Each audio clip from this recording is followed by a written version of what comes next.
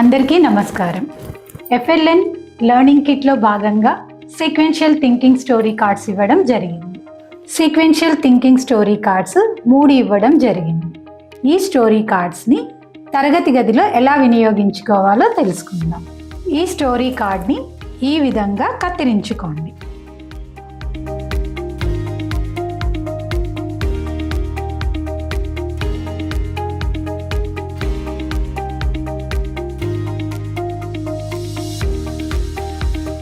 కత్తిరించిన ఈ స్టోరీ కార్డ్స్ని తరగతి గదిలో ఎలా ఉపయోగించాలో తెలుసుకుందాం.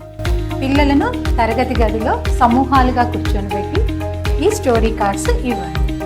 ఈ స్టోరీ కార్డ్స్ని గమనిస్తూ పిల్లలకు వరుస క్రమంలో అమర్చమని చెప్పండి. ఈ చిత్రాలని గమనిస్తూ పిల్లలని కథ చెప్పమని అడగండి. NEPలో భాగంగా సమగ్ర శిక్ష ఆంధ్రప్రదేశ్ స్కూల్స్కి ఈ లైబ్రరీ బుక్స్ ఇవ్వడం జరిగింది. ఈ లైబ్రరీ బుక్స్ ద్వారా పిల్లలలో రీడింగ్ స్కిల్స్ ఇంప్రూవ్ అవుతాయి. నో బ్యాగ్ డే రోజు పిల్లలకి కథల పోటీలు నిర్వహించండి.